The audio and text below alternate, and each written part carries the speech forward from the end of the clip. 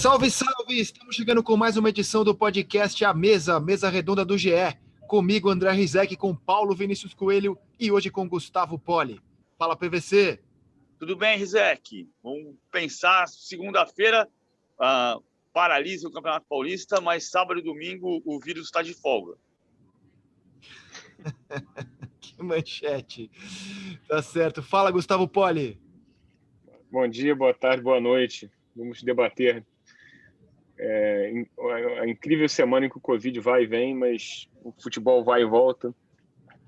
E as opiniões fluem em várias direções, porque eu acho que o problema é muito mais grave do que os erros do Dória, os erros do presidente. Assim, a gente teve um combate, a gente não teve uma clareza para a população em nada, né? A gente, assim, desde o início, até acho que o Dória até tem em São Paulo, né? Acho que não é tanto nossa seara, né? Mas ele até tentou. Mas você vê, o futebol voltou. O primeiro futebol a voltar no início da pandemia, e parou tudo. Foi o Campeonato Carioca lá atrás, e aí tinha um outro componente político que era a visão do governo federal de que o lockdown derrubava a economia e nós tínhamos que fazer de um futebol um símbolo do retorno, né? Ao ponto da gente ter jogos do Campeonato Estadual, e na época foi muito criticado, ao lado de um hospital de campanha, né? Eu lembro que teve um Flamengo e Bangu, e aí tinha gente morrendo ao lado no hospital de campanha, foi muito criticado na época.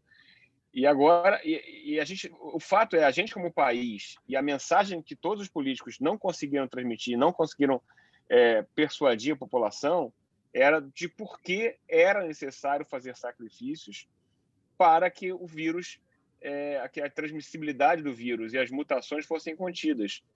Houve uma guerra de versões desde o início, e isso confundiu a população. O fato é, os torcedores, e especialmente os jovens no Brasil, nunca se sentiram ameaçados pelo coronavírus. A gente viu torcidas Brasil afora indo aglomerar na porta de estádio. Torcida do Inter, torcida do Flamengo. O prefeito de São Paulo, que tem uma doença séria e tal, mas ele não podia, eu acho, esquecer que ele é um símbolo, né? Que, assim, aquela coisa, é mulher de César, não basta parecer honesta, tem que ser sempre. A questão é, a gente chega num ponto em que todo mundo temia, que é, olha só, o Brasil virou o pior país nesse momento no mundo na questão da Covid. E daqui para onde a gente vai? Talvez a medida certa agora seja fechar tudo. Isso foi por culpa deles. Nossa, também. Não, tudo ok, eu não estou discutindo isso, estou discutindo só o seguinte: por que, na época da eleição, o prefeito Bruno Covas, candidato à reeleição, e o governador João Dória diziam que não ia voltar, que não havia risco, que estava tudo bem, que os leitos estavam desocupados, e quando passou a eleição, houve fechamento? E por que você fecha depois da final da Copa do Brasil?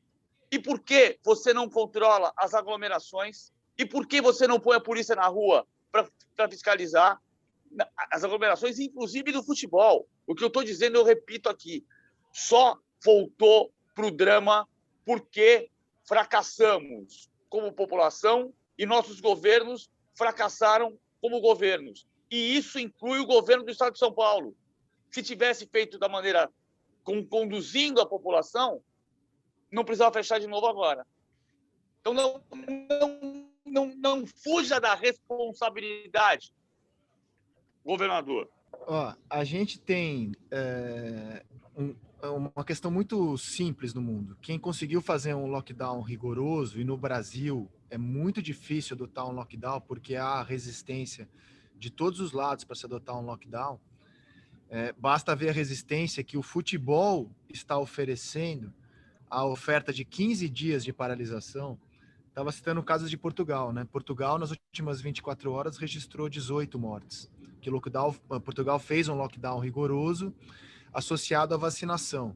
Os Estados Unidos chegam nesta sexta-feira a 100 milhões de vacinados e estão projetando que até o dia 1º de maio todos os seus adultos estarão vacinados e em julho, vida normal nos Estados Unidos. Na Inglaterra, vida normal também, no fim de julho, com público total na final da Euro, é a projeção deles. Então, os países que conseguiram fazer um lockdown mais rigoroso, associado à vacinação, serão aqueles que vão sair mais cedo. O Brasil encontrou muita resistência ao fechamento e acho que o futebol é um dos focos de resistência. Quando a gente vê que o futebol paulista diante da decisão do governo de fechar por 15 dias, sendo que desses 15 dias, a gente está falando aqui de 2 rodadas completas, né? Na semana que vem, por exemplo, no meio da semana não tem rodada, só tem um jogo de estadual, temos Copa do Brasil. O futebol paulista cogita jogar em outro lugar, em outro estado que permita, eu acho que o futebol passou uma péssima mensagem.